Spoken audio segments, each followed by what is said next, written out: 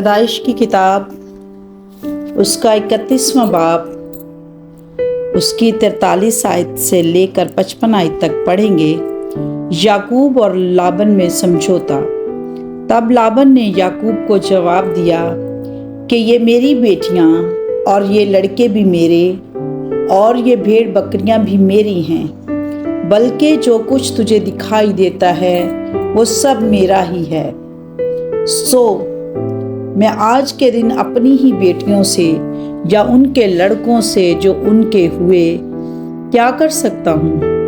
پس اب آ کہ میں اور تو دونوں مل کر آپس میں ایک عہد باندھیں اور وہی میرے اور تیرے درمیان گواہ رہے۔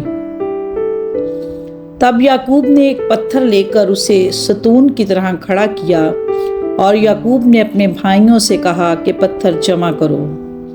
انہوں نے پتھر جمع کر کے ڈھیر لگا دیا اور وہیں اس ڈھیر کے پاس انہوں نے کھانا کھایا، اور لابن نے اس کا نام یجر شادو رکھا اور یعقوب نے جلاد رکھا۔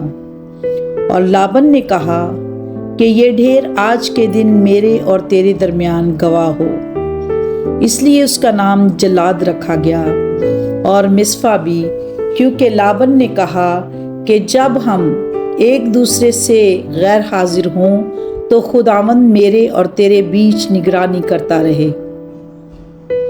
اگر تو میری بیٹیوں کو دکھ دے اور ان کے سوا اور بیویاں کرے تو کوئی آدمی ہمارے ساتھ نہیں ہے، پر دیکھ خدا میرے اور تیرے بیچ میں گواہ ہے۔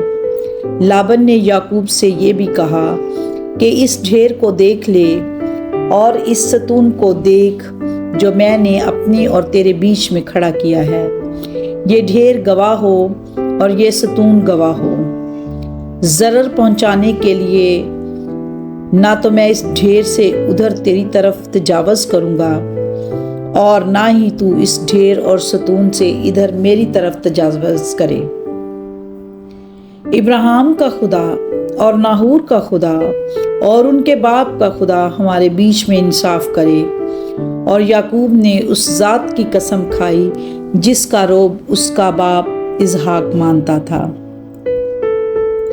تب یعقوب نے وہیں پہاڑ پر قربانی چڑھائی اور اپنے بھائیوں کو کھانے پر بلایا، اور انہوں نے کھانا کھایا اور رات پہاڑ پر کاٹی۔ اور لابن صبح سویرے اٹھا اور اپنی بیٹیوں اور بیٹوں کو چوما اور ان کو دعا دے کر روانہ ہو گیا اور اپنے مکان کو لوٹا۔ پاک کلام کے پڑھے، سنے، سمجھے اور عمل کیے جانے پر خداوند کی خاص برکت ہو۔ خدا کا شکر ہو، آمین۔